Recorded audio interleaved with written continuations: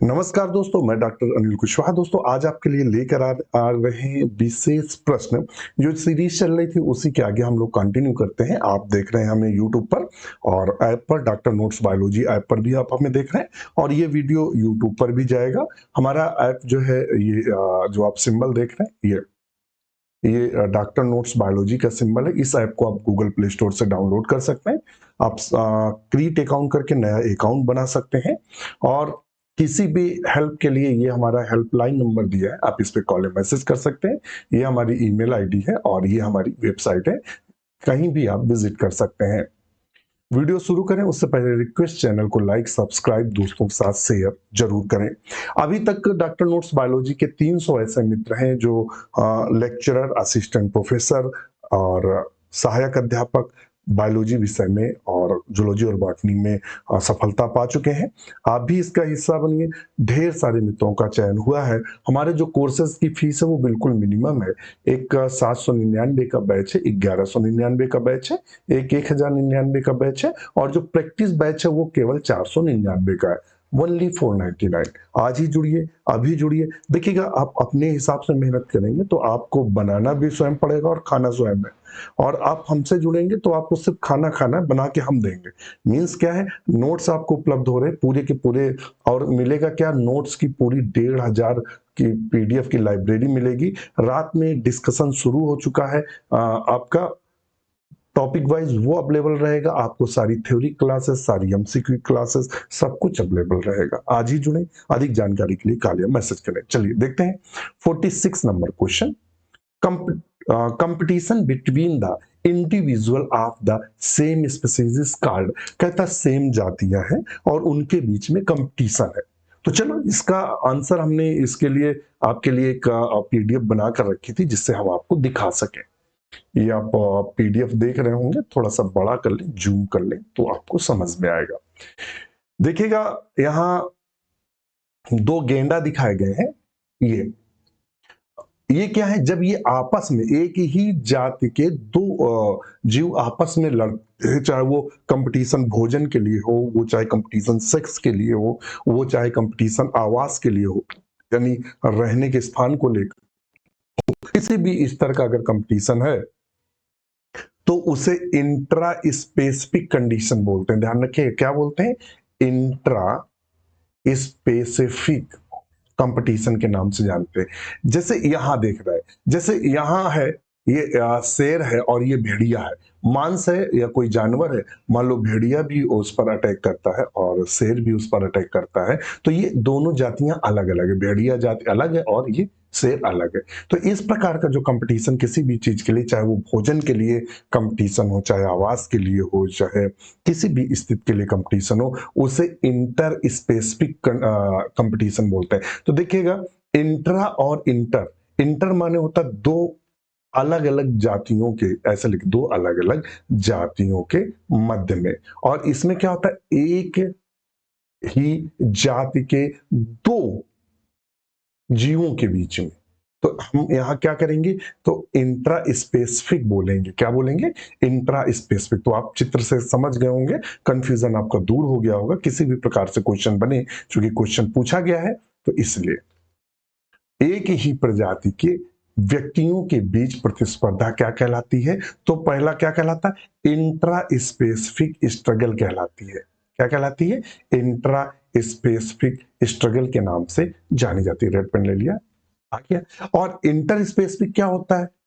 दो अलग अलग दो अलग अलग जातियों के बीच में। जैसे कि मान लेते हैं एक शेर है और एक भेड़िया है।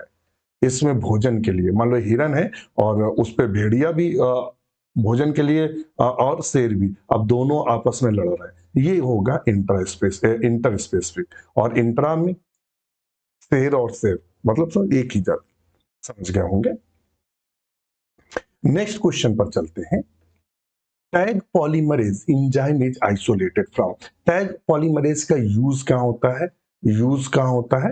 ये क्वेश्चन आपके पीजीटी में बन चुका है। ये क्वेश्चन आपके केवीएस 2018 में इससे रिलेटेड क्वेश्चन आया था और पीजीटी में तो बन चुका है। इसके अलावा ये क्वेश्चन टीजीटी में भी बन चुका है। टैग पॉलीमरेज एंजाइम किससे पृथक किया जाता है? टैग पॉलीमरेज एंजाइम क्या होता है? तो क्या होता है, थर्मोस्टेबल होता है, मतलब अत्यधिक टेम्परेचर पर भी कार्य करता है। प्राय इसका यूज कहाँ होता है, क्वेश्चन पूछता है टैग पॉलीमरेज का यूज कहाँ होता है, तो पीसीआर में होता है। पीसीआर का फुल फॉर्म क्या होता है, पॉलीमरेज चेन रिएक्शन, चेन मरेज चेन रिएक्शन। यहां से एक और क्वेश्चन पूछता है, पॉलीमरेज चेन रिएक्शन किसने दिया था, तो कैरी मुलस ने। 2018 में एएलटी में क्वेश्चन पूछा था, पॉलीमरेज चेन रिएक्शन को किसने डेवलप किया था, तो कैरी मुलस ने किया था। किसने किया था, कैरी मुलस ने किया था। ध्यान रखिए, किसने किया था, कैरी मुलस ने किया था। किसने किया था, कैरी मुलस ने। और इसी कैरी मुलस में टैग पॉलीमरेज एंजाइम होता है। ये किससे प्राप्त किया था, तो टैग पॉलीमर थर्मस एक्वेटिकस से प्राप्त किया था। किससे प्राप्त किया था, थर्मस एक्वेटिकस से। तो हम ऑप्शन लगाएंगे सी को सही करें। देखिए यहाँ क्वेश्चन उसने घुमाया। कभी कभी क्या होता है, केवल आपको जीनस याद रहता है, स्पीसीज आप ध्यान नहीं देते हैं, और जब स्पीसीज ध्यान नहीं देते क्वेश्चन गलत हो गया। देखिए ये बी नंबर पर भी थर्मस थर्मोफिलस दिया है, थर्मस एक्वेटक दिया है, थर्मोप्लाज्म दिया है। तो ये थर्मो शब्द अगर याद है तो हो सकता है ये क्वेश्चन कंफ्यूज हो जाए, तो पूरा आपको याद रखना थर्मस एक्वेटिकस। थर्मस एक्वेटिकस से प्राय टैग पॉलीमरेज को प्राप्त किया जाता है। और टैग पॉलीमरेज क्या होता है, थर्मल स्टेबल एंजाइम है, हाई टेम्परेचर पर भी काम करता है। ये बैसिलस थ्रुंजिनेसिस क्या होता है, यहां से पीजीटी में क्वेश्चन बना है, ये क्वेश्चन जीआईसी में बना है, ये क्वेश्चन असिस्टेंट प्रोफेसर में भी बना है कि बैसिलस बीटी कार्टन ऐसे क्वेश्चन पूछता है, बीटी कार्टन में किसके जीन्स का प्रयोग किया गया, तो बैसिलस थ्रुंजिनेसिस का प्रयोग किया गया। किसका प्रयोग किया गया, बैसिलस थ्रुंजिनेसिस का प्रयोग किया गया। तो यहाँ ऑप्शन चूंकि है नहीं वो, चूंकि आपको उससे रिलेटेड जो क्वेश्चन आया वो पूछा गया पीजीटी में, जीआईसी में असिस्टेंट पर्सन पूछा गया, तो थर्मस एक्वेट सॉरी बैसिलस थ्रुंजिनेसिस से बीटी कार्टन को तैयार किया गया। उसे पूछ सकता है किसका यूज किया गया था। अब चूंकि यहां जो क्वेश्चन है तो हम ऑप्शन सी को सही करेंगे। नेक्स्ट क्वेश्चन है, the role of light in photosynthesis. देखिएगा लाइट का जो रोल होता है प्रकाश संश्लेषण में, लाइट का रोल क्या होता है, प्रकाश संश्लेषण में लाइट का हम प्रयोग क्या करते हैं, तो हम आपको बता दें कि जो क्लोरोप्लास्ट होता है, क्या होता है, क्लोरो प्लास्ट होता है। क्लोरोप्लास्ट पर जैसे ही लाइट पड़ती है तो क्लोरोप्लास्ट एक्टिवेट हो जाता है। क्या हो जाता है, एक्टिवेट हो जाता है, और इसका जो मैट्रिक्स है और इसके जो ग्रेना है वो फंक्शनिंग करना शुरू कर देते हैं। तो हम लिखेंगे role of light in photosynthesis, तो वो है एक्टिवेट क्लोरोप्लास्ट। इसका मुख्य कार्य है लाइट का कि क्लोरोप्लास्ट को एक्टिवेट करना या स्टार्ट कर देना। जैसे आप सब जानते हैं बटन, आप कार है, अगर कार की बटन दबाते हैं तो ऑन हो जाएगी, स्टार्ट हो जाएगी, वैसे ही क्लोरोप्लास्ट सक्रिय हो जाते हैं और फोटोसिंथेसिस करना प्रारंभ करते हैं। तो लाइट एज ए एक्टिवेटर कार्य करती है, तो activate of chloroplast, option A को हम सही करेंगे। नेक्स्ट क्वेश्चन है 50 number, the process of oxidative phosphorylation take place in, ऑक्सीकरण फास्फोरिलीकरण प्रक्रम संपन्न होता है। देखिएगा ऑक्सीडेटिव जहां लगा हो, ऑक्सीडेटिव फास्फोराइलेशन जो क्रिया होती है ये माइटोकॉन्ड्रिया में संपन्न होती है। कहां संपन्न होती है, माइटोकॉन्ड्रिया में। तो ऑप्शन ए को सही करेंगे कि जो ये क्रिया होती है ऑक्सीडेटिव फास्फोराइलेशन प्रोसेस होती है, ये प्राय माइटोकॉन्ड्रिया में होती है। कहां होती है, माइटोकॉन्ड्रिया में होती है। कहाँ होती है, माइटोकॉन्ड्रिया में होती है, ये हमने लिख के भी रखा था। ऑक्सीडेटिव फास्फोराइलेशन इज फाइनल, अच्छा वो आगे क्वेश्चन एक आएगा, हमने टाइप करके रखा था, हमने कहा आपको थोड़ा सा बेहतर, तो ये देख लीजिएगा। The oxidative phosphor in the final step of cellular respiration, ये किस रेस्पिरेशन का, यानी जो कोशिकी श्वसन होता है। कौन सा श्वसन होता है, कोशिकी श्वसन होता है, उसका जो फाइन ऑक्सीडेटिव फास्फोराइलेशन है फाइनल, यानी आखिरी स्टेप है, इट आकर इन द माइटोकॉन्ड्रिया। कहां पाया जाता है, तो ये प्राय माइटोकॉन्ड्रिया में देखने को मिलती है।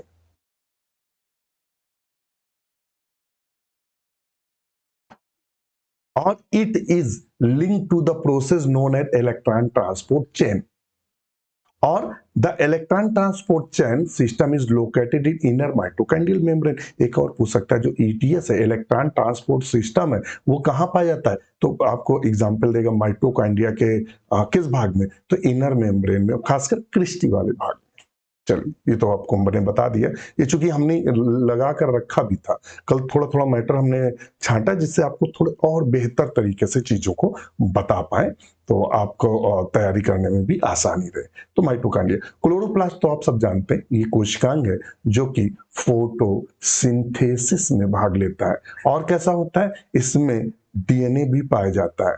ये क्या होता है? सेमी ऑटोनॉमस ऑर्गन्स है, सेमी ऑटोनॉमस ऑर्गन्स है, इसको भी ध्यान रखो। राइबोसोम को क्या बोलते हैं? प्रोटीन फैक्ट्री के नाम से जानते हैं। राइबोसोम प्रोटीन सिंथेसिस या प्रोटीन के निर्माण में मदद करता है या भाग लेता है। वैक्यूल, वैक्यूल से क्वेश्चन बना, वैक्यूल से दो क्वेश्चन पूछते हैं। एक इस पर आवरण पूछते हैं कि क्या कहते हैं, तो टोनोप्लास्ट कहते हैं। क्या कहते हैं? टोनोप्लास्ट। ठीक है। और सेल सैप, इसके अंदर जो लिक्विड भरा रहता है उसे सेल सैप बोलते हैं। चलिए, हमारा जो क्वेश्चन था वो ऑप्शन ए सही है। नेक्स्ट क्वेश्चन है, translocation of carbohydrate in flowering plants occur in the form of. कहता पुष्पी पादपों में कार्बोहाइड्रेट का स्थानांतरण होता है। जितने भी फ्लावरिंग प्लांट होते हैं उसमें जो कार्बोहाइड्रेट होता है, ध्यान रखिएगा, मतलब समझ रहे हैं? जैसे मान लेते हैं ये एक प्लांट है, ये प्लांट है, हमने एक प्लांट बना लिया और उसकी ये लीफ बना ली, मान लो ये उसकी लीफ है, ये पत्तियां। अब यहां हुआ फोटोसिंथेसिस। क्या हुआ? फोटोसिंथेसिस हुआ, और फोटोसिंथेसिस ग्लूकोज के रूप में बना कार्बोहाइड्रेट। ग्लूकोज क्या? कार्बोहाइड्रेट। मगर ये ग्लूकोज यानी ये कार्बोहाइड्रेट जो है, यह जो कार्बोहाइड्रेट है यानी ये ग्लूकोज है, किस रूप में जड़ों तक आएगा या पौधों के अन्य भागों तक जाएगा? तो ये सुक्रोज के रूप में, ध्यान रखिएगा, सुक्रोज के रूप में मूव करता है या ट्रांसलोकेशन करता है। तो ऑप्शन हम डी को सही करेंगे, एज फॉर्म ऑफ सुक्रोज। ये क्वेश्चन पीजीटी में बन चुका है। किसके रूप में कार्य करता है? तो यह प्रायः सुक्रोज के रूप में मूव करता है या सुक्रोज के रूप में चलता है। किसके रूप में चलता है? सुक्रोज के रूप में। नेक्स्ट क्वेश्चन पर चलते हैं। 52 नंबर क्या कहता है?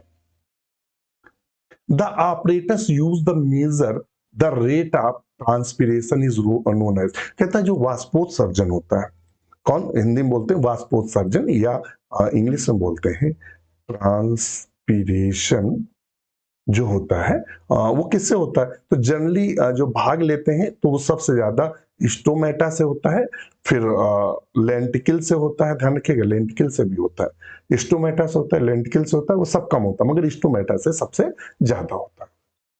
जो जल होता है वो एज वाष्प या वेपर के रूप में, वाष्प के रूप में निकलता है, इसीलिए इसे हम वाष्पोत्सर्जन के नाम से जानते हैं।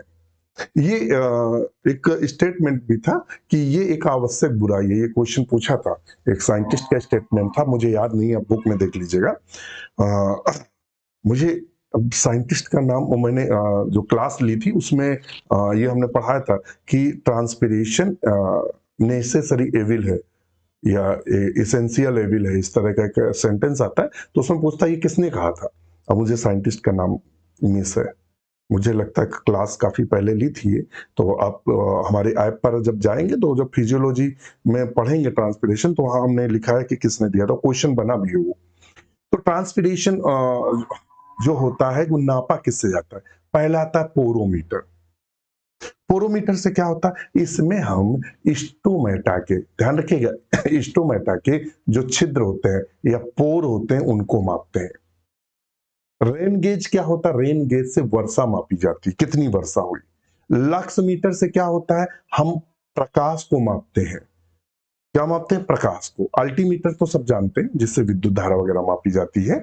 तो यहां क्या होगा? यहां कोई ऑप्शन है तो बिल्कुल नहीं है, नन ऑफ द एबव, उपयुक्त में से कोई नहीं। तो ऑप्शन हम ई को सही करेंगे। एक्चुअली में जो ट्रांसपिरेशन को मापा जाता है वो किससे मापा जाता है? ट्रांसमिशन को जो मापा जाता है वो किससे मापा जाता है? तो हम आपको चित्र दिखा लें, इसका चित्र भी हमने लगा के रखा था, जिससे ये पोटोमीटर किससे मापा जाता है? ये पोटोमीटर। हम पोटोमीटर से ट्रांसपिरेशन को मापते हैं। ट्रांसपिरेशन को क्या करते हैं? मापते हैं। ये आपको चूंकि बीएससी में भी है और इंटरमीडिएट में भी पढ़ते हैं, मगर बीएससी में जनरली भाई यूनिवर्सिटी कैंपस वगैरह में हो सकता है, यूनिवर्सिटी कैंपस में इसका प्रैक्टिकल कराया जाता हो। जनरली जब आपने एमएससी किया होगा, एमएससी, तो ये पोटोमीटर ये आपको इस तरह का प्रैक्टिकल कराया गया होगा प्लांट फिजियोलॉजी में। प्लांट फिजियोलॉजी में एक्चुअली बीएससी में भी है, क्योंकि ट्रांसपिरेशन प्लांट फिजियोलॉजी हमारे समय में बीएससी सेकेंड ईयर में था ये प्लांट फिजियोलॉजी। अभी तो नेप आ गया, न्यू एजुकेशन पॉलिसी जो आई है, तो बिल्कुल सिलेबस को शॉर्ट कर दिया कि किताब में बॉटनी की एक किताब बस हो गया, छोटी छोटी किताबें चौपतियां हो गई, सब गड़बड़ कर दिया। तो मुझे नहीं मालूम, मगर एमएससी में इसका प्रैक्टिकल हमने भी किया था पोटोमीटर का। तो ये जो पोटोमीटर है, इससे हम ट्रांसपिरेशन को मापते हैं। तो पोटोमीटर ऑप्शन में दिया नहीं है, तो इसलिए ऑप्शन हमने आपको बताया।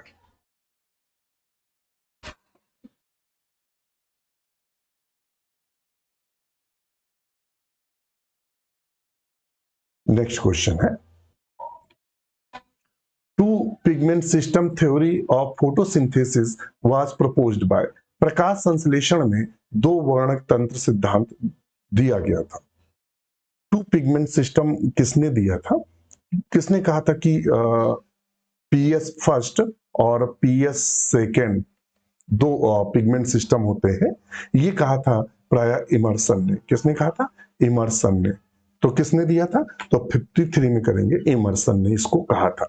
ब्लैकमैन ने क्या दिया था? लिमिटिंग फैक्टर दिया था। हैचलैक ने क्या दिया था? हैचलैक साइकिल, जो कि आप सब जानते हैं।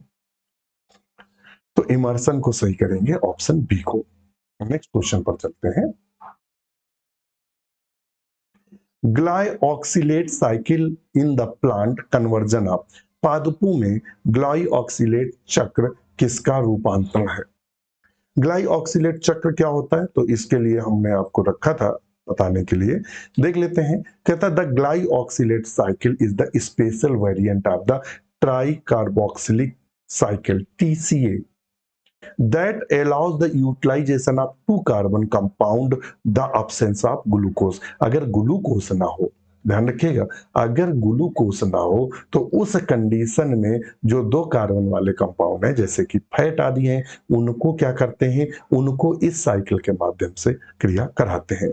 The glyoxylate cycle is generally not present in human and animal tissues. Generally मनुष्य और एनिमल टिश्यूज में नहीं पाई जाती है।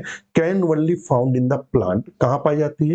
ये प्लांट में पाई जाती है, या बैक्टीरिया या फंजाई या प्रोटिस्ट आदि में देखने को मिलती है। एक क्वेश्चन यहाँ से बनता है, ग्लाइऑक्सिलेट साइकिल आपसे पूछ देगा किस में पाई जाती है, वहां मान लो दे दिया ह्यूमन और अन्न दे दिया, तो आपको ध्यान रखना यह साइकिल पौधों में पाई जाती है, बैक्टीरिया में पाई जाती है, कवक में पाई जाती है और प्रोटिस्टे में पाई जाती है। इसको ध्यान में रखिएगा। ये क्या करता है? ये एक्चुअली में फैट को कन्वर्ट करता है। किसको कन्वर्ट करता है? फैट को। ये देखिएगा, ये जो है वो क्रेब साइकिल है, और ये जो सक्सिनेट है ये ऐसे ही चलती है। ट्राई ये फैटी एसिड को, ऑयल बॉडीज जो होती हैं वही सेम चलता है, एस्टिल कोएंजाइम ए, और ये सीट्रेट और आइसोसीट्रेट और ये सक्सिनेट, यहाँ जो सक्सिनेट बनता है वो क्रेब साइकिल में चला जाता है और क्रेब साइकिल होने लगती है। तो ये अल्टरनेटिव प्रोसेस है, तो इसको ध्यान में रखिएगा। तो ये, और एक और क्वेश्चन यहां से बनता है कि जो ग्लॉक्सिलेट साइकिल होती है, ये पाई कहाँ जाती है? तो ये सिस्टोल में होती है, यानी ये साइटोप्लाज्म में होती है। इसको ध्यान में रखिएगा, वेरी वेरी इंपॉर्टेंट। कहाँ होती है? साइटोप्लाज्म में। जबकि जो क्रेब साइकिल होती है, जो क्रेब्स साइकिल होती है, वो माइटोकॉन्ड्रिया में होती है। कहाँ होती है? माइटोकॉन्ड्रिया में होती है। तो दोनों में अंतर है। आपसे पूछ देगा जो गोलक ग्लाइऑक्सिलेट साइकिल होती है कहाँ पाई जाती है? तो साइटोप्लाज्म, कोशिका द्रव्य में। और जो क्रेब साइकिल है वो कहाँ पाई जाती है? तो क्रेब साइकिल माइटोकॉन्ड्रिया में पाई जाती है। तो इसको थोड़ा-सा ध्यान रखिएगा, हमने पूरी कोशिश की है कि आपको बेहतर से बेहतर चीज़ें उपलब्ध हों। चलिए, तो यहाँ क्या करेगा? ये फैट टू कार्बोहाइड्रेट, तो ऑप्शन हम क्या करेंगे? बी को सही करेंगे। नेक्स्ट क्वेश्चन चलते हैं। Chromosome theory of inheritance was proposed by, आनुवांशिकता का गुणसूत्र सिद्धांत प्रस्तुत किया गया।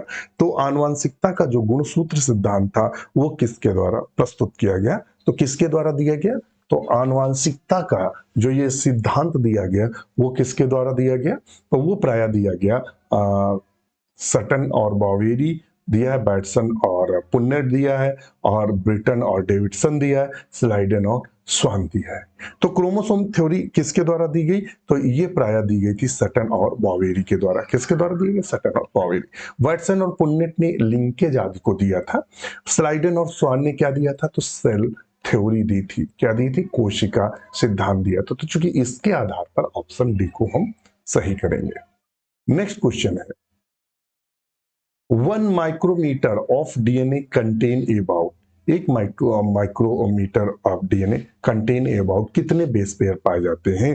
तो इसमें जो ऑप्शन आएगा वो आएगा 3000 बेस पेयर। नेक्स्ट क्वेश्चन है,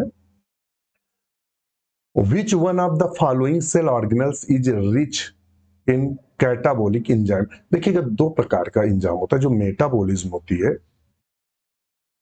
वो उसके दो भाग होते हैं, एक एनाबोलिज्म होता है और एक होता है कैटाबोलिज्म। एनाबोलिज्म जो होता है मेकिंग प्रोसेस होती है। कैसी प्रोसेस होती है? बनाने वाली, निर्माण वाली। और जो कैटाबोलिज्म जो प्रोसेस होती है वो डिस्ट्रॉय प्रोसेस होती है। कैसी प्रोसेस होती है? डिस्ट्रॉय, नष्ट करने वाली प्रोसेस होती है। जो कैटाबोलिज्म होती है वो कैसी प्रोसेस है? तो जो ध्यान रखिएगा, जो कैटाबोलिज्म है वो डिस्ट्रॉय करती है, और जो एनाबोलिज्म होती है तो डिस्ट्रॉय कहाँ होता है? तो आपने देखा होगा जो ग्लूकोस खंडित होता है, टूटता है, वो कहाँ होता है? तो वो प्राय माइटोकॉन्ड्रिया में। मतलब समझे, क्रेब साइकिल संबंधित है। तो ये सबसे ज्यादा कहता है कैटाबोलिक एंजाइम कहाँ पाए जाएंगे? तो सिंपल सी बात है, क्योंकि एरोबिक जो रेस्पिरेशन है वो पाया जाता है माइटोकॉन्ड्रिया में। कहाँ पाया जाएगा? माइटोकॉन्ड्रिया में। तो सिंपल सा आंसर करेंगे बी, माइटोकॉन्ड्रिया। अगर बोलेगा सबसे ज्यादा एनाबोलिक तो हम लगाएंगे क्लोरोप्लास्ट। नेक्स्ट क्वेश्चन है, mitosis, mitosis was discovered by, देखिए दो प्रकार के डिवीजन बताए गए, एक होता है माइटोसिस और एक होता है मियोसिस। इसको बोलते हैं सूत्री विभाजन हिंदी में, और इसको बोलते हैं अर्धसूत्री। तो सूत्री विभाजन की खोज डब्ल्यू फ्लेमिंग ने की थी। किसने की थी? डब्ल्यू फ्लेमिंग ने। रॉबर्ट ब्राउन ने किसकी खोज की थी? तो ब्राउनियन मूवमेंट की थी। किसकी की थी? ब्राउनियन और मूवमेंट की खोज की थी, और न्यूक्लियस की खोज की थी। रॉबर्ट ब्राउन ने केंद्रक की भी खोज की थी। नेक्स्ट क्वेश्चन है, histone are present in, histones जो होते हैं ये जो प्रोटीन होते हैं हिस्टोन प्रोटीन, ये कहाँ पाए जाते हैं? तो हिस्टोन प्रोटीन देखिएगा, जब न्यूक्लियोसोम हम पढ़ते हैं, क्या पढ़ते हैं? न्यूक्लियोसोम जब पढ़ते हैं वहां पढ़ते हैं। एक्चुअली में न्यूक्लियोसोम में चार प्रकार के पाए जाते हैं, नाम भी पूछ देता है, H2A, H2B, H3 और H4। एक, दो, तीन और चार, और इनकी संख्या दो दो होती है। तो ऑक्टा कंडीशन में पाए जाते हैं, यानी ये 8 पाए जाते हैं इस तरह, एक, दो, तीन, चार, और ये दो इसके पीछे और ये दो पीछे, इस तरह 8 की संख्या। और यहाँ क्या होता है, जो डीएनए होता है ये फोल्ड रहता है इस तरीके से, तो उसको न्यूक्लियोसोम के नाम से जानते हैं। तो ऑप्शन ए को हम सही करेंगे, न्यूक्लियोसोम। लाइसोसोम को आप सब जानते हैं, इसे आत्महत्या की थैली कहते हैं। क्या बोलते हैं? आत्महत्या की थैली। स्फीरोसोम क्या होता है? ये बॉडीज होती हैं, छोटी छोटी गोल संरचनाएं पाई जाती हैं, जिसे स्फीरोसोम के नाम से जानते हैं। तो ऑप्शन, चूंकि histone are present in, histone कहाँ पाई जाती है? तो हिस्टोन पाई जाती है प्राय कहाँ? न्यूक्लियोसोम में। तो ऑप्शन ए को सही करेंगे। नेक्स्ट क्वेश्चन है, which of the following is absent in plant cell? Plant cell में प्राय क्या अनुपस्थित होता है? तो देखिए, सेल वॉल प्लांट में पाई जाती है, एनिमल में एब्सेंट होती है।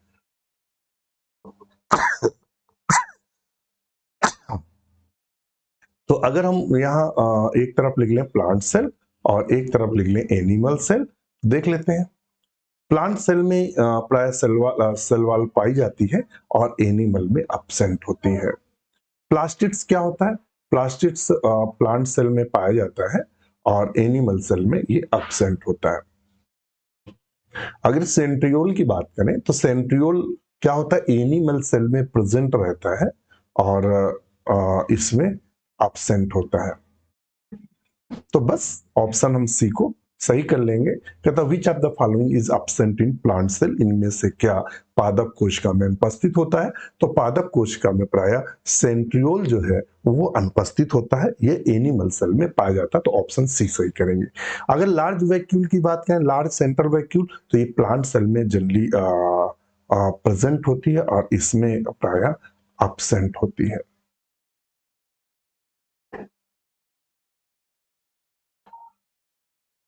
नेक्स्ट क्वेश्चन है, development of embryo sac from the nucellar cell is called. कहता है अगर एम्ब्रियो सैक एक्चुअली में जो एम्ब्रियो सैक होता है, तो अगर न्यूसिलर सेल से डेवलप हो जाए, जब हम अगर देखेंगे तो ओव्यूल, यहाँ बात हो रही ओव्यूल की प्लांट में, और ओव्यूल ये अगर इस तरह का आप सब जानते हैं, ये सब ओव्यूल दिखता है, ये ऐसा।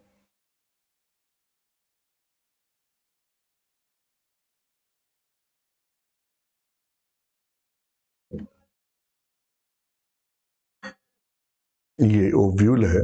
और कहता है कि अगर एम्ब्रियो साइट यानी ये वाली संरचना जो है, ये न्यूसिलर सेल से अगर डेवलप हो जाए, यहाँ चलाजा होता है, ये वाला न्यूसिलर होता है, ये चलाजा भाग होता है। तो कहता है न्यूसिलर से अगर डेवलप हो जाए तो उसे हम प्राय किसके नाम से जानते हैं? तो उसे प्राय हम एपोस्पोरी कहते हैं। क्या कहते हैं? एपोस्पोरी के नाम से जानते हैं।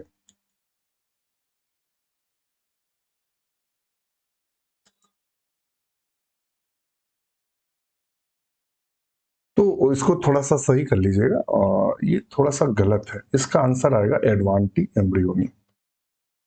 ये ऑप्शन आएगा सी। हम किसको सही करेंगे? सी को सही करेंगे। नेक्स्ट क्वेश्चन है, which of the following is fruits is the false fruit? इसमें असत्य फल कौन सा है? असत्य बोलते हैं, आपने पढ़ा होगा असत्य इंटरमीडिएट में ही, और फिर बीएससी में, एमएससी में भी। असत्य फल कौन सा है? तो वो कहता है कि वो फ्रूट्स जो ओवरी से डेवलप ना होकर फ्लावर्स के अन्य जो पार्ट्स होते हैं, वो चाहे थैलमस हो या अन्य कोई पार्ट हो, उससे जब फ्रूट्स बन जाता है, ओवरी से ना डेवलप हो, तो उसे हम फॉल्स फ्रूट्स के नाम से जानते हैं। और एग्जाम्पल किताबों में एप्पल दिया रहता है जो कि थैलमस से विकसित होता है। तो ऑप्शन बी को हम सही करेंगे। नेक्स्ट क्वेश्चन चलते हैं, cork of commerce is drive from. व्यापारिक कार्य व्युत्पन्न होती है, किससे व्युत्पन्न होती है? जो व्यापारिक कॉर्क होती है, कॉर्क जो शीशों में ढक्कन लगता था लकड़ी का, वो किससे बनती है? तो प्राय किससे बनती है कॉर्क? कहता है फिलोजन, वेस्कुलर कैम्बियम, फ्लोयम, जाइलम। किससे बनती है? तो इसका सही आंसर है, कौन सा आंसर है? तो इसका सही आंसर है फिलोजन से। किससे बनती है? फिलोजन से। नेक्स्ट क्वेश्चन है, इन्वर्टेड कॉर्टिकल वेस्कुलर बंडल किस में देखने को मिलते हैं? तो इन्वर्टेड जो कॉर्टिकल वेस्कुलर बंडल होते हैं, पीजीटी में कई बार क्वेश्चन पूछा गया है। तो इन्वर्टेड कॉर्टिकल वेस्कुलर बंडल निक्टेंथस में पाए जाते हैं। किस में पाए जाते हैं? निक्टेंथस में। अगर निक्टेंथस की संरचना देखेंगे तो ये इस तरीके से, ये इस तरह से देखेंगे, और इसमें उल्टा इस तरह के वेस्कुलर बंडल पाए जाते हैं, जिन्हें कॉर्टिकल यानी कॉर्टेक्स में उल्टे वेस्कुलर बंडल पाए जाते हैं। तो इसे हम ये बोलते हैं। कहता है the alternative name of family palmae. Palmae का जो अल्टरनेटिव नाम है, 7 फैमिलियों के नाम चेंज किए गए थे। जैसे क्रूसीफेरी का नाम ब्रैसिकेसी रख दिया गया था। इसी तरह कई सारी फैमिलियाँ थी, मुझे याद नहीं। अम्बली फेरी का नाम कुछ एपीएसी करके रखा गया था, ग्रैमी का नाम पोएसी रखा गया था। इस तरह से इसका नाम क्या रखा गया, alternative name of the family palm, uh, palmae जो है इसका नाम क्या रखा गया था? तो इसका नाम क्या रखा गया था? तो इसका नाम रखा गया था एरिकेसी। क्या रखा गया था? एरिकेसी। नेक्स्ट क्वेश्चन पर चलते हैं। Which of the following plant group dominated the vegetation of Earth during Jurassic period? कहता है जो जुरैसिक पीरियड था, जब डायनासोर पृथ्वी पर बहुत सारे थे जुरैसिक पीरियड में, तो प्लांट उस समय पृथ्वी पर सबसे ज्यादा कौन से पाए जा रहे थे? तो साइकेडेल्स जो है ये सबसे ज्यादा पाए जा रहे थे। कौन से पाए जा रहे थे? साइकेडेल्स। तो 66 का हम सही करेंगे, बी साइकेडेल्स। नेक्स्ट क्वेश्चन है, the type of specimen used for the author to describe the plant the first time known as, कहता है जो पहली बार डिस्क्राइब किया जाता है तो होलोटाइप, न्यूटाइप, लैक्टोटाइप, पैराटाइप। तो आथर जो पहली बार स्पेसिमेन को डिस्क्राइब करने के लिए लेता है वो क्या कहलाता है? तो वो कहलाता क्या? वो प्राय कहलाता है होलोटाइप। क्या कहलाता है? होलोटाइप। आप जब थ्योरी क्लासेस जाएंगे हमारे ऐप पर तो हमने सब पढ़ाया, होलोटाइप, नियोटाइप, लैक्टोटाइप, पैराटाइप, सारा कुछ बताया है कि कौन कैसा कब यूज किया जाता है। वो हमने सब विद एग्जाम्पल के साथ आपके साथ डिस्कस किया है। तो थ्योरी क्लास में जब टैक्सोनॉमी हमने पढ़ाई है वहां ये वीडियो आपको अवेलेबल होगा। नेक्स्ट क्वेश्चन है, फॉसिल्स आर फाउंड इन, जो फॉसिल्स होते हैं, जीवाश्म होते हैं, वो कहाँ पाए जाते हैं? तो फॉसिल्स कहाँ पाए जाते हैं? तो कहता है फॉसिल्स इग्नियस रॉक में, आग्नेय नहीं, क्योंकि ये ज्वालामुखी के लावा जब निकलते हैं तो वहां पाए जाने की संभावना इसलिए नहीं होगी क्योंकि जो भी जीव होगा वो जलकर खाक हो जाएगा, तो पाए जाने की संभावना है नहीं। क्वार्टर्स में नहीं, मिट्टी में नहीं, सेडिमेंट्री रॉक जो अवसादी सैल है इनमें प्राय फॉसिल्स पाए जाते हैं। पीजीटी में क्वेश्चन बन चुका है। नेक्स्ट क्वेश्चन है, which of the following is gametophytic tissues in Cycas, निम्नलिखित में से कौन साइकस का गैमेटोफाइट है? साइकस तो आप सब जानते हैं, जिम्नोस्पर्म में साइकस है क्या? एक्चुअली में जिम्नोस्पर्म में पढ़ते हैं। और जो पीजीटी में हम लोगों के आता है वो पाइनस पढ़ना होता है, साइकस और इफेड्रा, बस इफेड्रा। और कभी कभी नीटेल्स के भी कुछ गुण पढ़ने रहते हैं, इतना पढ़ना रहता है। तो इंडोस्पर्म जो इसका होता है, भ्रूण पोष क्या होता है? भ्रूण पोष, वो हरदम हैप्लॉइड होता है। तो हम ऑप्शन ये भ्रूण पोष। नेक्स्ट क्वेश्चन है, एम्फीफ्लोइक साइफनो स्टील फाउंड इन, तो ये एम्फीफ्लोइक जो साइफनो स्टील है वो प्राय हमें कहाँ देखने को मिलता है? मार्सिलिया में। कहाँ देखने को मिलता है? मार्सिलिया में हमें एम्फीफ्लोइक साइफनो स्टील देखने को मिलता है। जब आप टेरोडोफाइट पढ़ेंगे, टेरोडोफाइटा, तो वहां आप मार्सिलिया पढ़ते हैं, वहां लिखा रहता है, जब सेक्शन जब पढ़ते हैं टीएस तब वहां लिखा रहता है ये साइफनो स्टील, एम्फीफ्लोइक साइफनो स्टील पाया जाता है। और भी है क्वेश्चन, चलिए। पीट मॉस इज, पीट मॉस किसे कहते हैं? पीजीटी में पूछा गया है, टीजीटी में पूछा गया, असिस्टेंट प्रोफेसर में क्वेश्चन बना है। पीट मॉस प्राय स्फैग्नम को बोलते हैं। क्या बोलते हैं? स्फैग्नम को पीट मॉस के नाम से जानते हैं। नेक्स्ट क्वेश्चन है, which of the following is not into fixing blue green algae, निम्नलिखित में से कौन सा नाइट्रोजन स्थिरीकरण करने वाला ब्लू ग्रीन? तो नॉस्टॉक में, नॉस्टॉक जो होता है इसमें क्या होता है? नॉस्टॉक जो प्राय होता है ये क्या करता है? N2 फिक्स करता है। एनावीना भी क्या करता है? नाइट्रोजन को फिक्स करता है। साइटोनिमा जो है ये नहीं करता है, तो ऑप्शन सी सही होगा। साइटोनिमा स्यूडो ब्रांचिंग पाई जाती है, ध्यान रखिएगा, स्यूडो ब्रांचिंग क्वेश्चन पूछ देता किसमें पाई जाती, तो साइटोनिमा। ऑस्लेटोरिया क्या करता है? नाइट्रोजन फिक्सेशन करता है। तो ऑप्शन हमारा यहाँ सी सही होगा। तो आज के लिए इतना ही, और वीडियो कैसा लगा हमें कमेंट जरूर करिएगा। अपने मित्रों के साथ, अपने दोस्तों के साथ, अपने आमजनों के साथ, अपने ग्रुपों में इसको शेयर जरूर करिएगा। आज के लिए इतना ही, इसी के साथ हमें आज्ञा दीजिए। नमस्कार।